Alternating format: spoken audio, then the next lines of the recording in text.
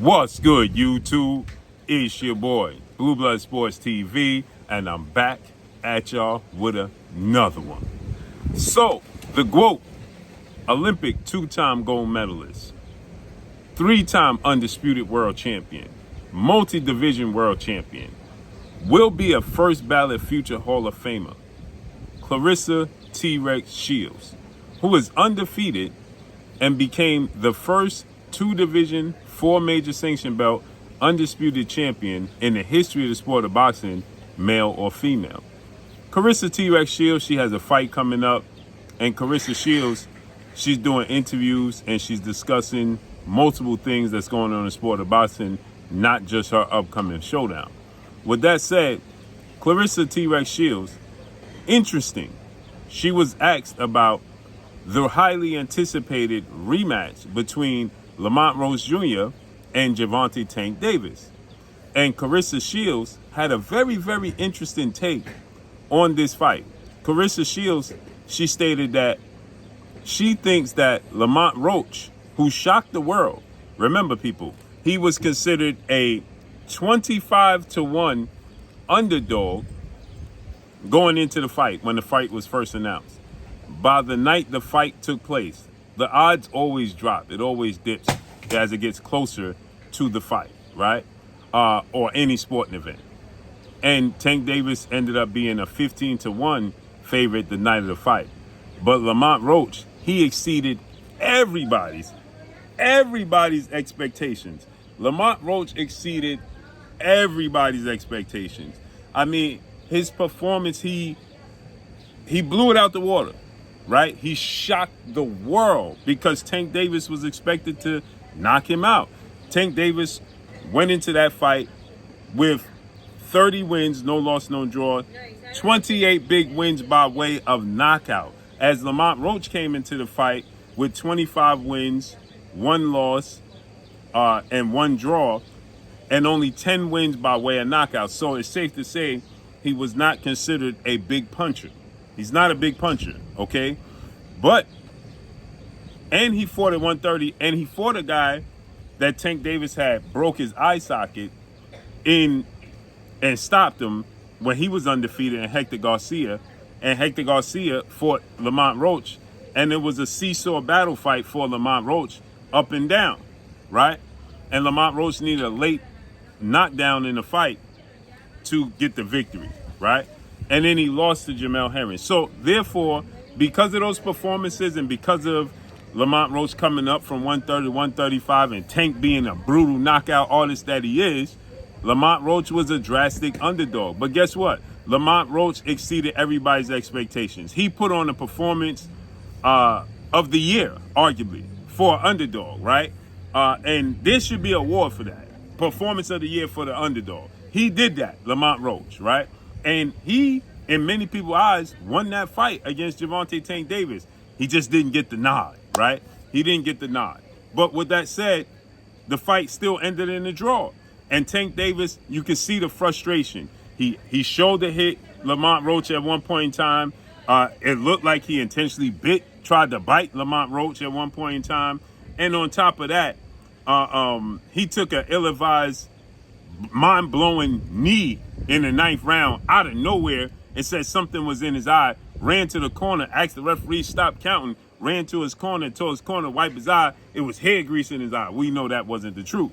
He was frustrated, okay? And so Clarissa Shields, she breaks it down like no other, right? She says it's all mental. Tank Davis brought all his mental issues, all his dealings, his fear, not inside the ring. His fear, his that he's scared, not inside the ring, but he's scared because of all the things he has to handle outside the ring.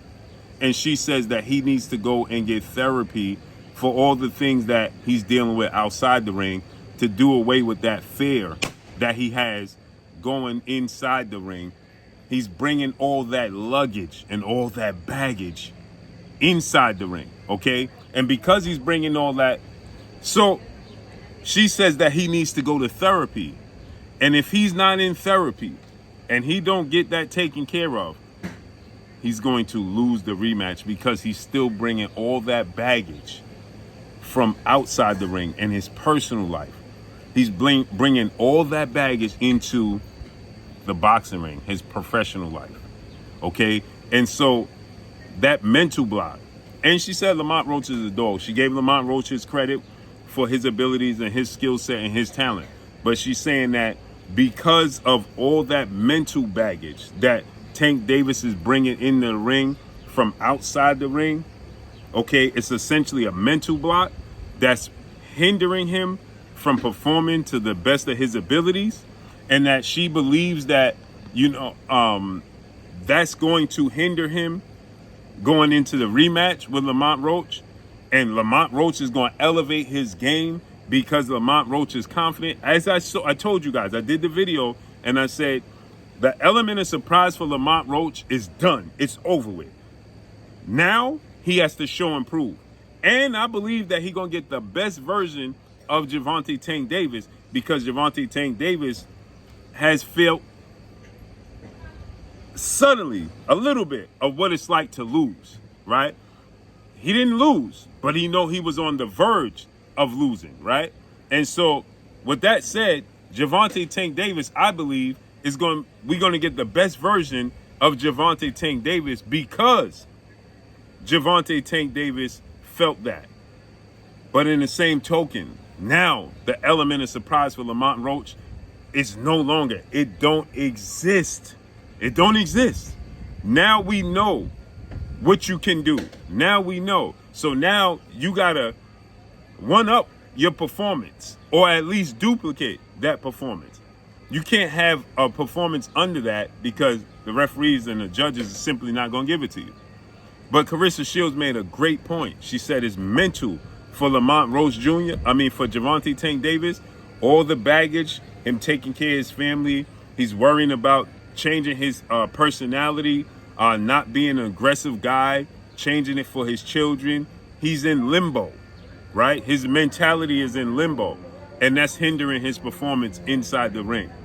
And that might be, Tank Davis may be very much so aware that this is the problem, why Tank Davis don't want to fight the likes of Shakur Stevenson, Devin Haney, those guys, because he knows that their skill set and their talent is going to one up possibly Lamont Roach, and he'll lose that fight.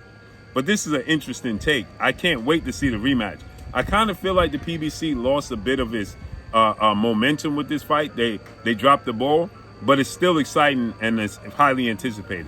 So drop a comment in the comment section and let me know what y'all think. Follow me on Instagram at Blue Blood Sports TV, or one word. It's your boy Blue signing off. Drop a comment. Let me know what y'all think. I'm gone. Peace.